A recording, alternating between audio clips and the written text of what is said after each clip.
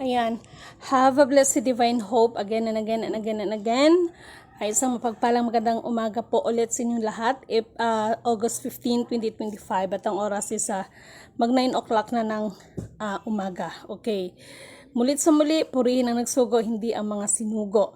Okay, una at higit sa lahat ay wala kong sawang aking itinataas, pinupuri, dinadakila, nilulhati, pinasasalamatan, sinasambang, pinakadiyos ng kaliwanagan, ang banal na espiritu, at ang inang lupa. Maraming salamat sa apat na elemento ng daigdig, ang elemento ng apoy, tubig, hangin at ng lupa, at sa apat na direksyon. Ito from the north, east, west, south. Mabuhay, maharlika, kingdom of God, the law of Sulsulu Empire, the rule Islam, the 11 countries, 1C. Mabuhay ang palas ng silanganan ng sikat ng araw, at mabuhay ang nagmumula sa 12 tribes.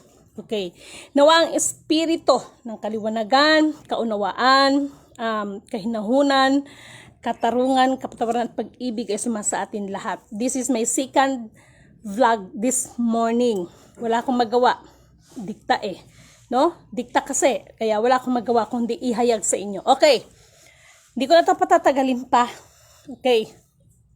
Pangalawang vlog ko na itong umaga na ito ha. Okay, this morning tayo ay nanawagan sa ating mga mahal na mga kapatid na namumuno sa MRT at saka ng LRT. Nawa ito ay mabigyan ng pansin at makarating sa kanila, maging sa kapamunuan ng ating mga airlines, ng ating mga coast guards, no? Unahin ko muna sa MRT at saka LRT. Okay.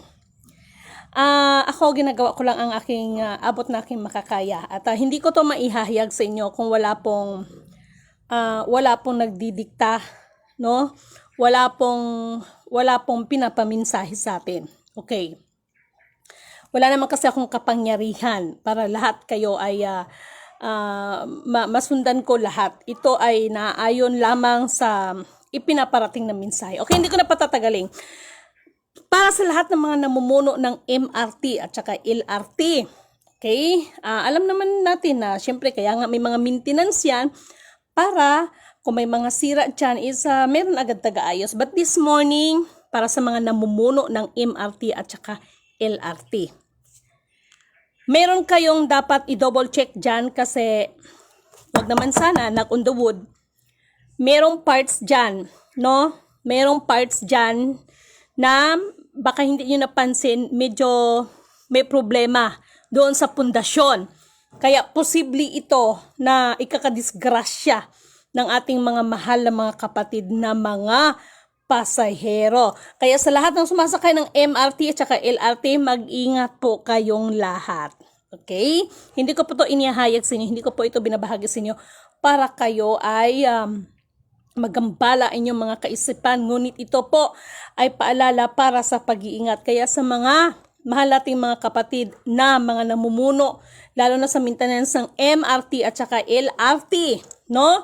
I-double check ninyo ito dahil meron pong portion dyan na medyo may problema ang pundasyon at posible ito, no, na ikakadisgrasya ng ating mga mahal na mga pasahero. Okay, pagdating naman dito sa ating kapamahalaan ng ating mga airlines, no?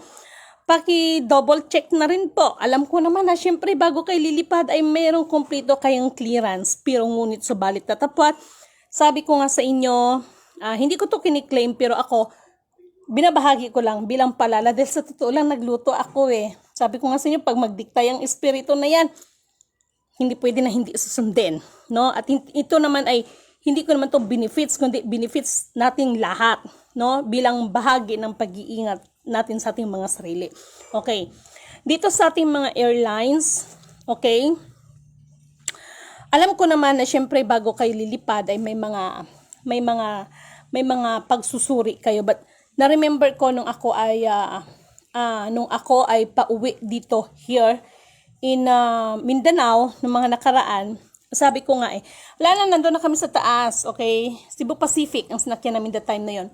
Nandun na kami sa taas, tapos naka-close na yung pintuan ng airline. So, to make the story short, hindi naman agad lilipad yan, no? Kasi kailangan pa nila ng final na abiso yan. So, sabi ko sa katabi ko, sabi ko, ate, may naamoy ka bang May naamoy ka bang parang guma? Naaamoy guma? Sabi niya, oo nga no. Sabi ko, Tapos bigla akong kinabahan. Sabi ko, Ama, ano man ito, please, wag mong ipahintulot ang aming kapahamakan. Wag nyo po, iligtas nyo po kami.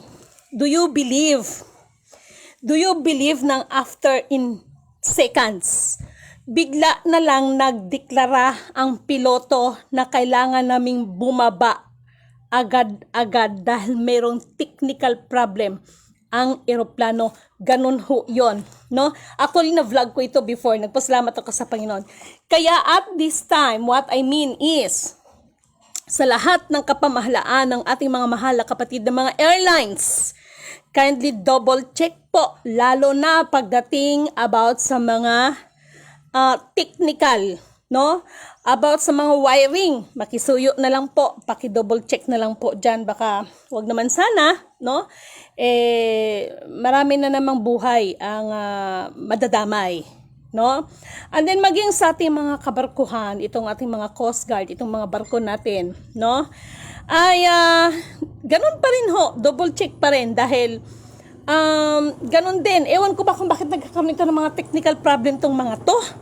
No, so si Lidimin po ay isang nagpapaalala lang po sa inyong lahat. Okay? Maging sa mall. Okay. Ito sa mall, ewan ko bakit pinakita kay Lidimin na mayroong isang mall, no? Sikat ito na mall na biglang babagsak. Wala namang lindol, wala namang bagyo, pero bigla na lang itong bumabagsak, no? Ito'y sikat na mall, no? Kaya paki-double check na rin po, lalo na yung mga pundasyon ng mga gusali, paki-double check na rin po. And that, mga paraan ay inihahayag talaga ang mga kalihim-lihiman. Sa SM na mga building, kilala ko ang nag-grant or tinatawag na ito kasing building ng mga SM. As long as walang pirma ang isang tao diyan na pwede nang tayuan ng building nila, ay hindi po talaga nila tatayuan kahit yung sinasabi pang mga ang pamilya ay hindi sila ang nag-a-approve yan para maitayo yung mga building na yan.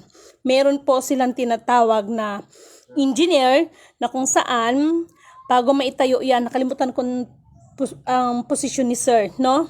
Na bago itayo yung mga building na yan, syempre yung mga lupa, pinag-aaralan nila kung ilang storage, tama bang pagka-words ko? Ilang story ang pwedeng itayo sa isang lugar. So, paki-double check lang dahil may nakitaan tayo na mga gusali, no? Na mga sikat ito na mga malls, no? Maging sa mga hotel. Bakit? Siguro party pa rin ito ng global climate change, yung lupa nagbabago talaga, no? So, to make the story short, walang pinakaibang mga mensahe sa ngayon kundi ang dobleng pag-iingat. So, parang feel ko lang na syempre hindi naman agad-agad itinatayo yan without the approval ng mga engineer nila, no? Pero ang tao talaga, kung mayroon mang karunungan, ay syempre wala pa rin nakaarok sa karunungan ng or sa kapangyarihan ng kataas-taasan. Okay, para po sa lahat ngayon lang nanood ng ating mga video ngayon, dahil napansin niyo si Lidimin ay medyo busy at maraming ginagawa here, no? So ngayon lang ako nakapag-update sa inyo. Meron po akong first vlog this morning, no? Meron din po tayong vlog kagabi, no? Kaya manood na lang kayo at nawa dalangin ko na lang ng espiritu ng kaunawaan, kaliwanagan, no?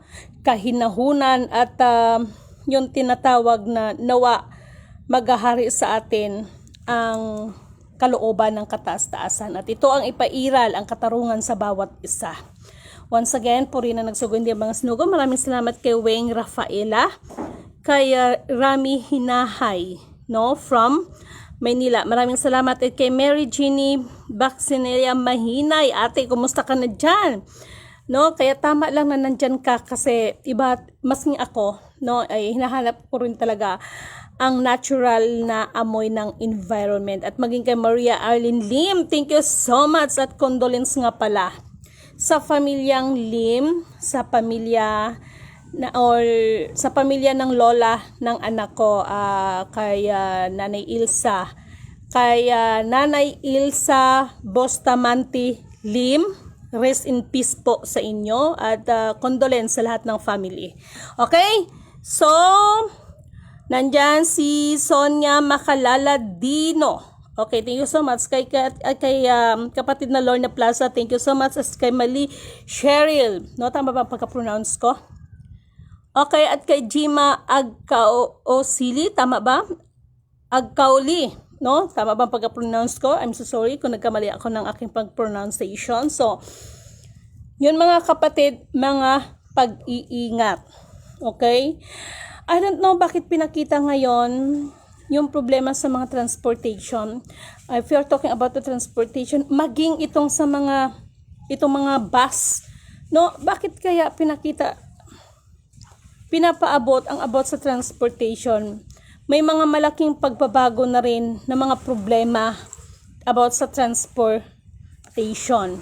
Okay, and if you're talking about the transportation, actually lahat yan, nakaprogram naman talaga lahat yan di ba? So, katulad ng sinasabi ko, ang ganda ng sinag ng araw, no? So, sa ngayon, katulad ng sinasabi ko,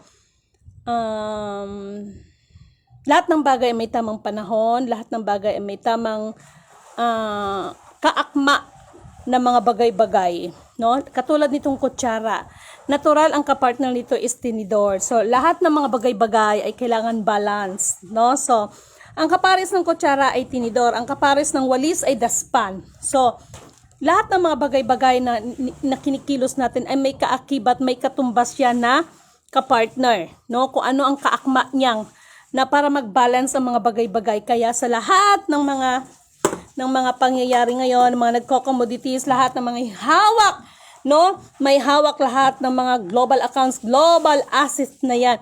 Ang katumbas lang yan ay ang walang iba. Nilahat ko na. Lahat ng mga precious stones, precious metals, mga crown, mga bills na yan. Kung ano-ano pa, no? Ang katapat niyan ay ang infinite instruction. Ang katapat ng infinite account na pinagsasabi ninyo ay natural ang infinite instruction. Katulad ng sinasabi ko, ang kutsara, ang kapartner nito is tinidor. Ang daspan, ang kaparis niyan is walis. So, just like that mga kapatid. So, dinidemo ko na nga sa inyo, di ba? Para maliwanag naman sa inyo. Kaya, ang katapat ng inyong mga pinaghahanap at ninanais na mga release na yan ay ang katotohanan at ang katwiran at ang karunungan na nagmumula sa kataas-taasan. Ang katapat na lahat ng mga accounts, lalo ang infinite accounts, ay ang katumbas niyan ay ang tinatawag na infinite instruction at ng DNA test. Okay? So sa ngayon, wala na akong masabi kung ano lang kasi pinapahayag, hanggang doon lang ako. Katulad nito, no? Ang kape, ewan ko na lang sa iba, pero mas masarap talaga, natural, kapag ang kape lalagyan ng asukal. Mas pinasarap pa yan kapag lalagyan ng creamier. Okay? Kaya may mga kape ngayon lumalabas 3-in-1. So, pag 3-in-1, tatlo yan. Kaya nga 3-in-1 Walang pinagkaiba yan dito sa sign na ito. So, purihin ang nagsugo, hindi ang mga sinugo. Isang mapagpalang magandang umaga po sa lahat. At kayo na lang ho ang bahala mag-review. No? Sa ngayon, I don't know. Sa lahat na nagbabalak na pumunta dito, makipag-coordinate muna kayo sa akin bago kayo pumunta dito sa aking bahay dahil sapagkat aalis kasi ako dito sa bahay. Meron akong pupuntahan. Wala kayong madatnan dito na lidimin. Kaya bago kayo magbalak na pumunta dito, mag-inform muna kayo one day before. Mag-abiso kayo sa akin. At kung maaari, kung hindi nyo man ako makontak, mag-message lang kayo sa akin dahil natural yung pupuntahan ko ay walang signal. So mag-message lang kayo sa akin para pagbaba ko, mababasa ko ang signal, mababasa ko ang mensahe ninyo. Pero katulad ng sinasabi ko, bagamat lahat yan ibinahagi natin, may mga bagay kaya nga nasa Diyos ang awa, nasa tao ang gawa, hindi puro dasal. Kahit anong dasal gagawin natin, kung ang tao ay hindi kikilos ng tamang pagkilos, ay wala rin hong mangyayari. Dahil nasa Diyos ang awa, nasa tao ang gawa. Okay? Ang Diyos ay mahabagin, maibigin, mapagpala, pero ang tao ay kailangan nating kumilos. Okay? Kumilos tayo at magsilbi tayo para sa ating kapwa at hindi para sa ating mga sarili na tayo ay kilalanin ako si ako ay si ako nga. Lahat ng may tuhod ay luluhod sa nag-iisang Alpha Power Omega. Once again, puri na nagsugo, hindi ang mga sinugo. Isang mapagpalang magandang umaga po sa inyong lahat.